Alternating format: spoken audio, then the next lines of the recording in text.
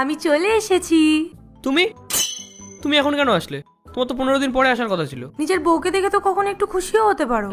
মন লাগছিল না আমার, তোমার কথা মনে পড়ছিল তাই চলে এসেছি। হ্যাঁ, মনে পড়েনি এইসব বলতে এসো না। বলো ওখানে তোমাকে কেউ পাত্তা দিচ্ছিল না, তাই আবার চলে এসেছো। সবাই কথা বলছিল ওখানে, আমাকে কেউ বলার সুযোগই দিচ্ছিল না। তাই জন্য আমি ভাবলাম আমি আমার বরের কাছে চলে আসি, কমসে কম ওকে একটু কথা তো শোনাতে পারবো। আবার মাথা খেতেই তো তোমার সব থেকে বেশি ভালো লাগে। অর্ধেক তো খেয়েই ফেলেছো, আর বাকি অর্ধেকটাও খেয়ে ফেলবা। ভেবেছিলাম 15 দিন কত শান্তিতে থাকবো, আজকেই চলে এসেছে। এই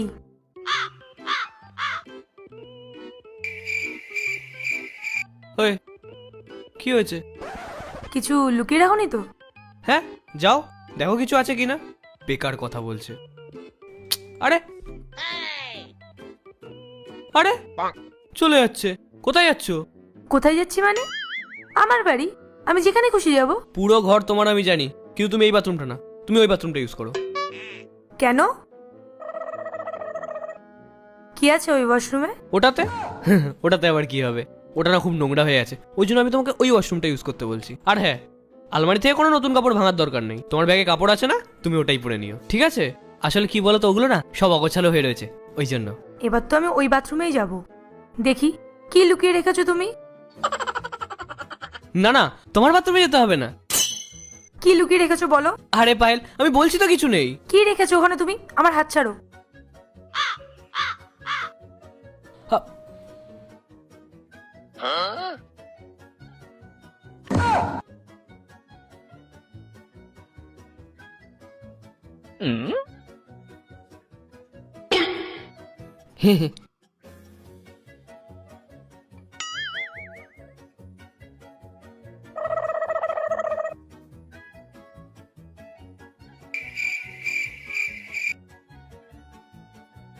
আমার জামা কাপড়গুলো এমন এলোমেলো হয়ে আছে কেন?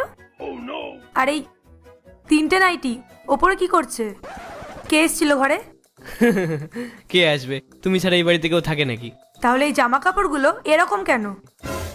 আরে দুটো নিচে পড়ে গেছিল, আমি তো ওপরে তুলে রেখেছিলাম। আমার ভালো করে মনে আছে, আমি এই একটা নাইটি ওপরে রেখে গেছিলাম। তাহলে এই দুটো নাইটি ওপরে এলো কি করে? কিছু তো একটা গড়বড় আছেই।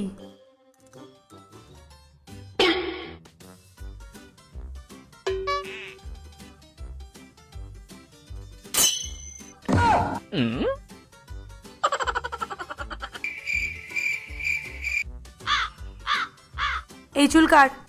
আমি কি করে জানবো? তোমারই চুল হবে, তুমি ছাড়া এই বাড়িতে কে চিরুনি ইউজ করে? না, এটা তো আমার চুল না, এটা ব্রাউন কালারের চুল।